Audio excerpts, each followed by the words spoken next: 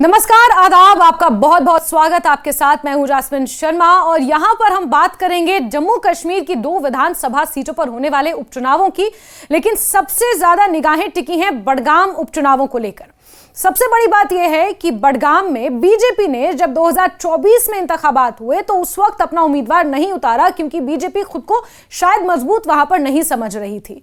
क्योंकि एक तरह से नेशनल कॉन्फ्रेंस का गढ़ और नेशनल कॉन्फ्रेंस के दिग्गज नेताओं में शुमार आगा सईद रूहुल्लाह मेहंदी वहां से पूर्व में विधायक रह चुके हैं, उनका गढ़, शायद ये कारण हो सकता था। इसके इतर अब क्योंकि बडगाम पर उपचुनाव होने हैं, मुख्यमंत्री उमर अब्दुल्ला ने अपनी पारंपरिक सीट गांदरबल को चुना और बडगाम तब से 1 साल से प्रतिनिधि विहीन है, यानी कि वहां पर कोई रिप्रेजेंटेटिव नहीं है और इस वजह से 1 साल से ये सीट खाली है। और अब 11 नवंबर को यहां पर मतदान होना है, 14 नवंबर को नतीजे आएंगे। लेकिन बडगाम की जंग बेहद दिलचस्प है और सीधे आपको बडगाम लिए चलते हैं, जहां से मेरे सहयोगी आबिद हुसैन जुड़ चुके हैं। आबिद खुद भी बडगाम के नुमाइंदे हैं और वहां के मसले मसाइलों को, वहां के मुद्दों को, वहां के उम्मीदवारों को बखूबी समझते हैं। तो आबिद, आपका भी बहुत स्वागत। और बडगाम की जंग दिन प्रतिदिन और ज्यादा दिलचस्प होती जा रही है। हालांकि दिलचस्पी उसी वक्त हो गई थी जब आगा सईद रूहुल्लाह मेहंदी ने मना कर दिया था कि मेरा नाम भी मत लेना प्रचार में। क्योंकि बडगाम की जंग, जिस तरह से आपने कहा, नेशनल कॉन्फ्रेंस का गढ़ रह चुका है। एमपी श्रीनगर आगा सईद रूहुल्लाह मेहंदी की होम कॉन्स्टिट्यूंसी है और 2002 से लगातार वो कॉन्स्टिट्यूंसी पे जीत कर दर्ज करते आ रहे हैं। या अगर हम कहेंगे 1977 से अब तक नेशनल कॉन्फ्रेंस ने बडगाम में कोई भी इलेक्शन हारा नहीं है। लेकिन आगा रूहुल्लाह मेहंदी की दूरी कहीं ना कहीं नेशनल कॉन्फ्रेंस के लिए नुकसानदेह साबित हो सकती है और कहीं ना कहीं दूसरी जो सियासी जमातें हैं वो आगा सईद रूहुल्लाह मेहंदी का जो स्टैंड है उसको कैश इन करने की कोशिश कर रहे हैं। और जिस तरह से हम देख रहे हैं, क्योंकि बडगाम में तकरीबन 17 कैंडिडेट्स मैदान में है। जम्मू कश्मीर अपनी पार्टी का भी उम्मीदवार है, पीपल्स डेमोक्रेटिक पार्टी का उम्मीदवार है, नेशनल कॉन्फ्रेंस का उम्मीदवार है, बीजेपी पहली मर्तबा यहाँ पर इलेक्शन लड़ रही है, आम आदमी पार्टी मैदान में कूदी है, वो भी यहाँ पर इंतखाबात में हिस्सा ले रहे हैं। कई जो आजाद उम्मीदवार हैं, जिनमें खास तौर पर, क्योंकि नाम लेना जरूरी है, मुंतजर मोहिदीन जो जम्मू कश्मीर अपनी पार्टी से मुंसलिक थे, उनके स्पोक्स पर्सन थे।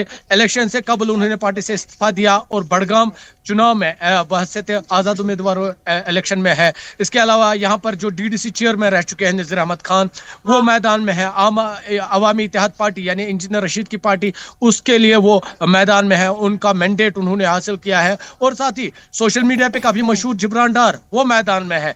तो 17 उम्मीदवार है और सब एक ही दावा कर रहे हैं, दावेदारी एक ही है, दावा एक ही है, जीत दर्ज करेंगे। लेकिन 11 नवंबर को लोग ईवीएम में इन जो उम्मीदवारों की किस्मत को कैद करेंगे और 14 नवंबर को जब ईवीएम को खोला जाएगा ये साफ जाहिर होगा। बिल्कुल आबिद, और यहाँ पर जरा ये भी समझना जरूरी है कि अगर हम 3 मुख्य पार्टियां, जिसमें से 2 क्षेत्रीय पार्टियां हैं और एक बीजेपी की अगर बात करें, तो बीजेपी, नेशनल कॉन्फ्रेंस और पीडीपी ने 3 आगा को मैदान में उतारा है। और कहीं ना कहीं ये लोग इंटरकनेक्टेड ही हैं, क्योंकि एक ही समुदाय से आते हैं। हालांकि क्लैन अलग अलग हो सकता है, लेकिन एक ही समुदाय से एक तरह से आते हैं। 30% के आसपास बडगाम में शिया समुदाय है जो एक निर्णायक भूमिका निभाता है, जिसको कहते हैं डिसाइसिव फैक्टर। शिया समुदाय और शिया वोट बैंक का बडगाम विधानसभा सीट पर है। ऐसे में कंपेयर किया जाए इन 3 पार्टियों के उम्मीदवार विद द निर्दलीय उम्मीदवार जो मैदान में है, जिसमें आपने कहा अपनी पार्टी से बगावत करके मुंतजर मोहिउद्दीन है मैदान में, इसके अलावा नज़ीर अहमद खान हैं, जिब्रान डार हैं जो युवाओं में बहुत ज़्यादा इस वक्त लोकप्रिय हैं, पूजा शर्मा का आपने नाम लिया, वो हैं, दीबा खान हैं मैदान में। अगर इनका कंपैरिजन किया जाए तो कैसे निकलता है कंक्लूजन? क्या कुछ हम डिराइव कर सकते हैं? सबसे पहले बात, जिस तरह से आपने बात की बडगाम में 3 आगा और शिया वोटर, क्योंकि ये एक्सपेक्टेड रहता है बडगाम में। ये जो 30% 35% के करीब जो वोटर्स है, ये तकदीर लिखते हैं बडगाम की, क्योंकि ये एक बल्क वोटिंग है। जिस तरह से आपको मालूम है, यहाँ का एक इलाका है सोयबुक, काफी बड़ा इलाका है। माजी की अगर हम बात करेंगे, ये बाइकआउट के साथ ज्यादा रहे हैं, लेकिन 2024 असेंबली इलेक्शन में आपने खुद देखा किस तरह से उस इलाके में भी लोग निकल कर आए और वोट किए। ज्यादातर जिस तरह से नेशनल कॉन्फ्रेंस के सीएम उमर अब्दुल्ला ने जिस तरह से जीत दर्ज की है, तकरीबन 18,000 वोटों से उन्होंने जीत दर्ज की है। 36,000 के करीब उन्होंने वोट लिए हैं। तो ये साफ दिखा रहा था किस तरह से लोग निकल कर आए और उन्होंने वोटिंग की।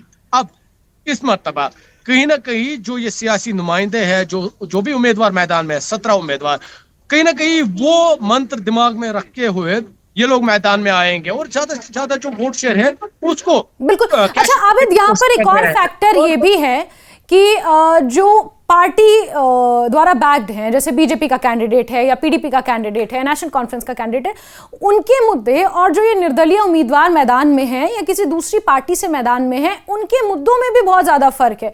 क्योंकि देखिए, जब हम जम्मू कश्मीर में इंतखाबातों की बात करते हैं या उपचुनावों की बात करते हैं तो वहां पर स्टेटहुड का मुद्दा हम इग्नोर नहीं कर सकते, क्योंकि वो सेंटिमेंट से जुड़ा हुआ है और पॉलिटिकल पार्टीज बखूबी जानती हैं कि उस मुद्दे को कैसे भुनाना है। और यही शायद आगा सईद रूहुल्लाह मेहदी की नाराजगी का भी मुख्य कारण है। लेकिन ये जो निर्दलीय उम्मीदवार हैं या दूसरी छोटी क्षेत्रीय पार्टियों के उम्मीदवार हैं, ये बखूबी जानते हैं कि स्टेटहुड उनके बस की तो बात नहीं है।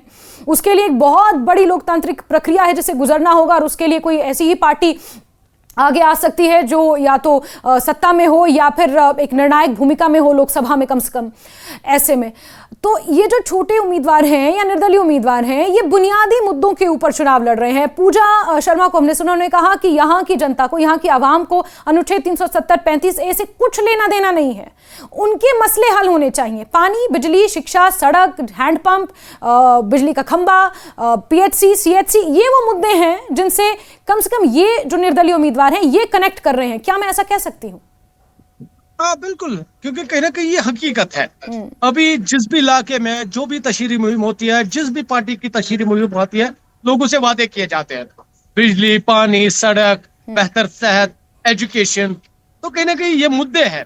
अगर हम यहाँ पर बात करेंगे, क्योंकि नेशनल कॉन्फ्रेंस की हुकूमत है, वो पावर में है, वो अपने पूरे MLAs के साथ पूरी ताकत में है और लोगों को यकीन दिलाने की कोशिश कर रहे हैं। अगर लोगों का कोई मदावा है, लोगों का कोई खैर ख्वाह है, वो नेशनल कॉन्फ्रेंस है, क्योंकि नेशनल कॉन्फ्रेंस काम कर पाएगी, क्योंकि ताकत में है, वो काम करेगी।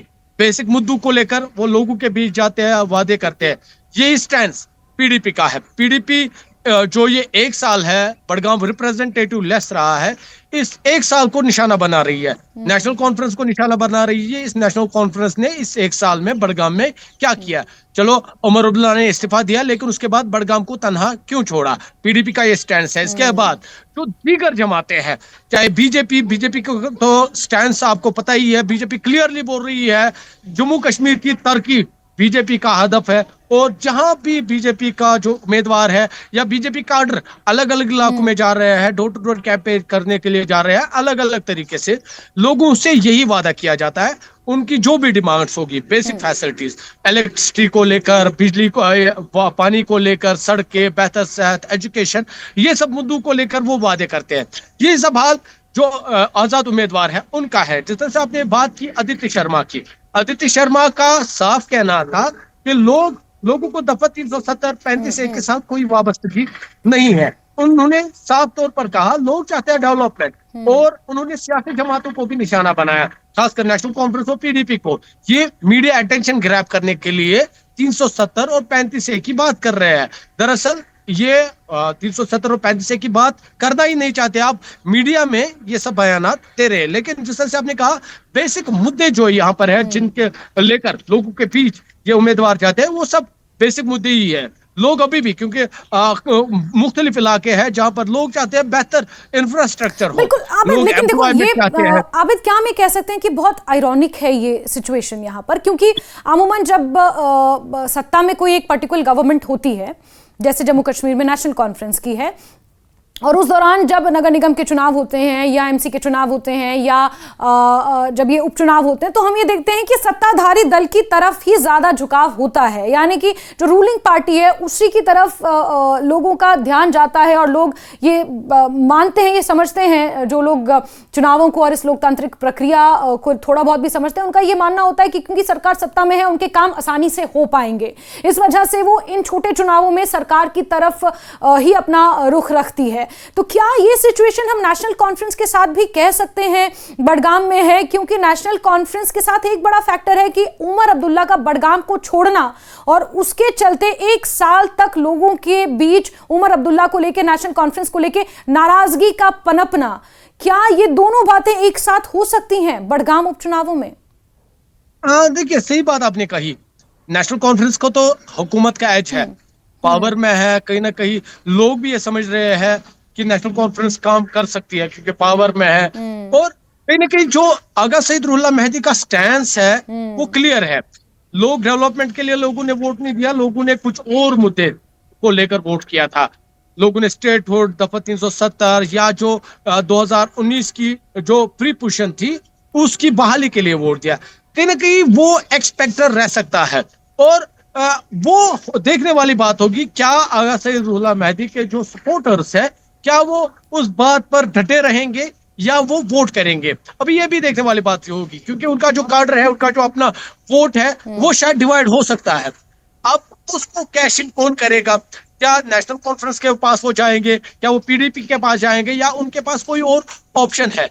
तो ये देखने वाली बात होगी क्योंकि नेशनल कॉन्फ्रेंस का जो लीडर है आगा सईद रुल्ला मेहदी 2002 से वो लगातार इस कॉन्स्टिट्यूंसी में जीत दर्ज करते आ रहे हैं और उनका इलेक्शन से पहले ऐलान किया कैंपेनिंग नहीं करेंगे और टिल डेट वो उन्होंने बात ही नहीं किया असेंबली इलेक्शन की और उसके बावजूद वो नेशनल कॉन्फ्रेंस की जो टॉप लीडरशिप है उस पर सवाल खड़े कर रही है। तो कहीं ना कहीं जो उनके वोटर्स है, उनके जो अपने जो सपोर्टर्स है, कहीं ना कहीं वो पीछे हो सकते हैं या कहीं ना कहीं वो जो आगा सईद रुल्ला मेहदी की एनसी की जानिब से नाराजगी है, कहीं ना कहीं वो लोग भी वो नाराजगी को बरकरार रख सकते हैं। और अगर ऐसा हुआ तो थोड़ा सा मुझे लगता है नेशनल कॉन्फ्रेंस को ये नुकसान दे। आबिद, नेशनल कॉन्फ्रेंस का ये लॉस किसके लिए गेन बन सकता है? पीडीपी के लिए, निर्दलीय उम्मीदवारों के लिए या फिर बीजेपी के लिए? क्योंकि ये अभी बड़गाम में कंफ्यूजन है, कहीं ना कहीं लोग अभी खामोश हैं। अभी अगर आप देखेंगे अभी तो कोई बड़ी रैली नहीं हुई है। बिल्कुल, नेशनल कॉन्फ्रेंस और पीडीपी की जानिब से कुछ रैलियां हुई लेकिन उस सतह की नहीं हुई जहां पर भारी तादाद में लोग जमा हो। हालांकि नाइट कैंपेनिंग जोर पे है यहाँ पर, लेकिन उस हिसाब से अभी कैंपेनिंग नहीं है। लेकिन आने वाले जो दिन होंगे खामोशी खत्म हो जाएगी, लोगों को जिसको सपोर्ट करना होगा वो सपोर्ट करने के लिए आएगा। लेकिन अभी भी बड़गाम में कहीं ना कहीं जो एक तबका है या कुछ वोटर्स वो भी खामोश बैठे हैं, शांत बैठे हैं। हालांकि उन्होंने मन तो बना लिया होगा किसको वोट करना है, लेकिन अभी सामने नहीं आ रहे हैं। बिल्कुल, आने वाले दिनों में पूरी तस्वीर जो है क्लियर हो जाएगी, आखिर किसको वोट करेंगे लोग या किसको बिल्कुल। यानी कि हम ये कह सकते हैं कि बड़गाम उपचुनावों की ये जो जंग है ये कहीं ना कहीं टिप ऑफ एन आइसबर्ग की तरह इस वक्त बड़गाम में सिचुएशन लग रही है कि ऊपर ऊपर रैलियां भी हो रही हैं, उम्मीदवार भी डोर टू डोर जा रहे हैं, प्रचार कर रहे हैं, लेकिन अंदर खाने जिन्हें ये तय करना है कि किसकी सरकार या कौन नुमाइंदा काबिज होगा बड़गाम विधानसभा सीट पर, ये लोगों को ही तय करना है। और लोग ये बखूबी जानते हैं, जम्मू कश्मीर का जो वोटर है वो बहुत ज़्यादा क्लियर है और उन्हें पता है अपनी चॉइसेस के बारे में कि वो किसके साथ जाएंगे, कौन कौन से मुद्दे हैं। और देखिए आप ज़रा ये भी बता दीजिए कि मुद्दे क्या हैं। जैसे मैं तो ये समझ रही हूँ कि मुद्दों का भी दो डिवीजन है, एक बुनियादी मुद्दे हैं, बुनियादी जो सुविधाएं उसको लेकर लोगों की लड़ाई हो सकती है, दूसरा अम्ब्रेला मुद्दे हैं जैसे कि स्टेटहुड हो गया या फिर बड़े पैमाने पर रिजर्वेशन का मुद्दा हो गया, या उसके अलावा बड़े पैमाने पर जो हमारी जिस तरह से आगा सईद रुल्ला मेहदी कहते हैं कि हमारी जो एक्चुअल लड़ाई थी, ऑटोनॉमी की हमारी लड़ाई थी, हमारी जो अधिकारों की लड़ाई, हमारी संस्कृति को बचाने की जो ये लड़ाई, जम्मू कश्मीर की लैंड को बचाने की लड़ाई, एक ये बड़ी लड़ाई है और एक ये छोटे छोटे मुद्दे हैं। कौन से मुद्दे हावी होते हुए नजर आ रहे हैं फिलहाल? फिलहाल अगर मैं ग्राउंड जीरो की बात करूंगा, बड़गाम के लोगों के साथ आज तक कई मरतबा वादा किया गया था। हुमामा से लेकर बड़गाम तक जो रोड है उसकी वाइडनिंग की बात कर रहे थे लोग, अभी तक वो पेंडिंग है। हालांकि ये दावा किया गया कि उसके लिए फंडिंग आई है, बहुत जल्द काम होगा, लेकिन अभी तक वो काम नहीं हुआ। ये सड़क का मुद्दा हो गया, पानी का मसला है, बड़गाम में पानी का मसला है, पानी का मसला हल नहीं हो रहा है। हालांकि टेंडरिंग हुई है, काम नहीं हो रहा है। मीटर्स को लेकर लोग विरोध कर रहे हैं। मीटर्स क्यों है? लोग चाहते हैं कि उनके लिए कोई ना कहीं रिलीफ हो। मतलब ये सब मुद्दे हैं जो बड़े मुद्दे हैं। हॉस्पिटल का मुद्दा अब वो खत्म होने वाला है, लेकिन सबसे बड़े मुद्दे बिजली है, सड़क है और पानी का मसला है। बिजली जो मीटर्स है वो मसले है। और जो पार्टी लोगों को यकीन दिलाने में कामयाब होती है कि वो मुद्दे खत्म किए जाएंगे, लोगों को जो चाहिए वो पूरा किया जाएगा। ठीक है, यानी आबिद, बड़गाम की जनता समझदार है, बड़गाम की जनता ये जानती है कि ये बुनियादी मुद्दे हैं कौन सी पार्टियां हैं या कौन सी पार्टी है जो इन मुद्दों को हल कर सकती है, कौन सी पार्टी है किसके पास ये ताकत है कि बडगाम की जनता की आवाज, जिन्होंने 2024 के इंतखाबातों में बढ़ चढ़कर हिस्सा लिया ये सोच के कि मुख्यमंत्री उमर अब्दुल्ला उनके नुमाइंदे हो सकते हैं, और ऐसे में अब क्या नेशनल कॉन्फ्रेंस इसी आधार पर उन लोगों की उम्मीदों पर खरा उतर पाएगी? बीजेपी जो बडगाम चुनाव पहली बार इस तरह से लड़ रही है, मेन चुनाव उन्होंने नहीं लड़ा लेकिन उपचुनाव लड़ रही है, क्या लोगों का भरोसा जीत पाने में सफल हो पाएगी, या फिर पीडीपी अपनी खोई हुई जमीन को वापस हथियाने की जो कोशिश में लगी है वो कर पाएगी, या फिर निर्दलीय उम्मीदवारों पर बडगाम की जनता दांव खेलेगी? ये तो 14 नवंबर को ही पता चलेगा और 11 नवंबर को ईवीएम में कैद होगा, और तब तक हम और हमारे नुमाइंदे आप तक किसी तरह से जानकारियां पहुंचाते रहेंगे। बडगाम उपचुनावों की जंग बेहद दिलचस्प है, इंतजार 11 नवंबर तक करना है और उसके बाद फिर एग्जिट पोल और फिर 14 नवंबर को नतीजे सामने आ जाएंगे। और आबिद, इसी के साथ आप भी नजर बनाते रहिए ग्राउंड जीरो से क्या कुछ अपडेट, क्या हलचल मिल रही है दर्शकों तक पहुंचाते रहिए। फिलहाल के लिए आबिद आपका भी बहुत शुक्रिया।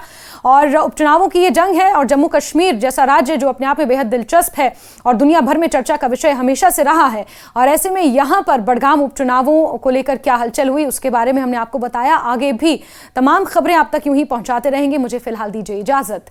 आदाब, नमस्कार।